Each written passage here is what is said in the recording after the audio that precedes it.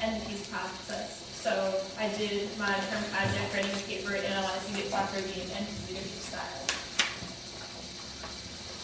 A little background on Instructor. He was the chief of staff for the Israeli Defense Force during the Six-Day War, which was a huge military success for Israel, and really made him known as a national hero through that.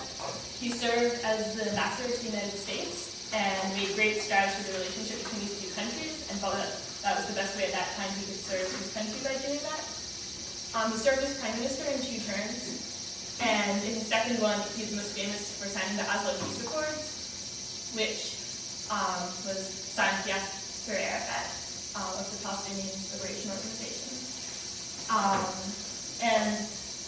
He also worked very hard to try to implement everything from that accord in his country, but he was faced with a lot of opposition and was eventually assassinated by a religious Jew who opposed the peace process and trading land for peace specifically. So in my research, I found that Instructor was actually very contrary to a lot of things we learned about great leaders. First of all, he was extremely uncharismatic. And I remember on the first day in this class when we talked about traits of leadership, one of the first things that we said is, well, a great leader is usually charismatic. And Instructor was a terrible speaker. He didn't really resonate with his audience very often. He didn't have a diplomatic personality. It was a shock to everyone when he said he wanted to be ambassador.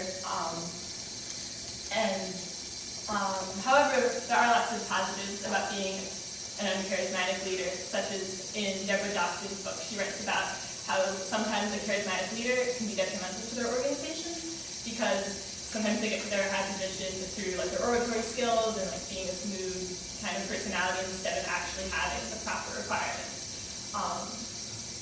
And also because of his lack of charisma, he had kind of an anti-slick appeal to the public and really came across as a genuine man. He was a very unemotional leader. In one instance, during the Six-Day War, when his hometown was being bombed on the phone with his wife called him frantically, being like, "Did you know that our town is being shelled?" And he was just like, "Yes, I know." And she was like, "Could you show a little more emotion?" And it was kind of an example of how he lived his life in his personal life and in his profession. It did work to his advantage. So, in the famous Entebbe raid, the hijacking of a plane in Israel and during his first term as prime minister.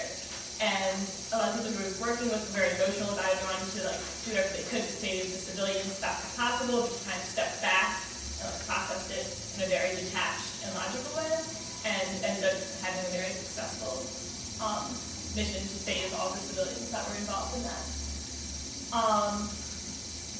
He also, despite being an unemotional person, was able to make himself vulnerable, which is something that we've talked a lot about since Vanessa Kirsch mentioned it. And in one instance, when he was in the United States meeting with Henry Kissinger, they had a lot of disputes about a specific peace agreement, and he really opened up to the man and told him about the hardships of being prime minister and how he felt personally responsible for every single soldier and their fate. And he couldn't sign this peace agreement because of that responsibility. He needed to do what was best for these people. And from these words, Kissinger is himself was cracked with emotion when he heard that. And the two of them had a very close relationship, and I think a lot of that was aided by his ability to make himself vulnerable. He's also a very honest leader, which is another quality that's come up in class a few times in our discussion.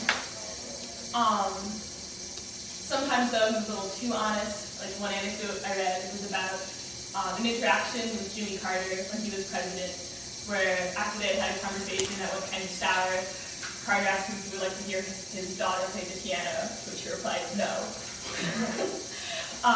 So I feel as though his honesty kind of paired with his lack of charisma made him a very interesting diplomatic choice. Although his honesty really shined in a great way. At the end of his first term as prime minister, he ended up actually resigning from the office due to a very insignificant thing, which was when he was ambassador to the United States, his wife opened an account in America and just neglected to close it. And at that time, that was illegal to have an account in a foreign country. And the media got a hold of this, and it was this huge publicity thing. And he decided to stand by his wife after the charges during his resignation, in a quote by him, he talked about how he felt completely at peace with his conscience to be so honest with himself and his people. He was a very task-oriented leader, as we might surmise based on the other descriptions. He didn't really focus too much on personal relationships. He was trained in the military and was very successful as the chief of staff, and so that affected a lot of the ways that he would think about things in a very task-oriented way. When he became ambassador of the United States, he came up with a list of objectives that he would do when he got here. When he ran this by officials, they were very puzzled. They were like, objectives? They never thought of a role ambassador being so goal-oriented. That ended up really working to his favor.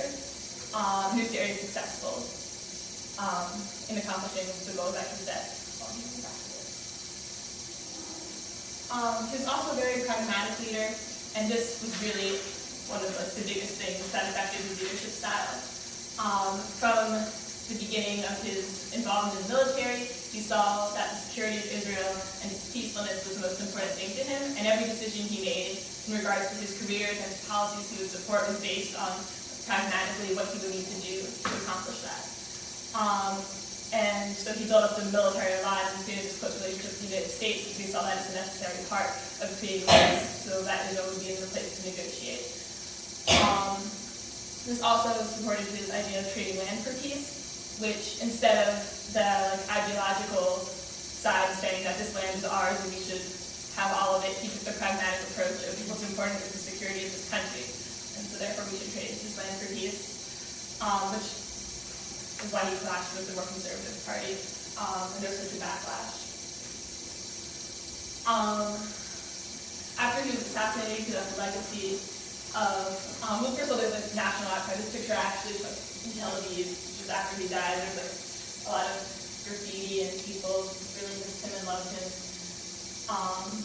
And with his death, the whole peace process kind of crumbled.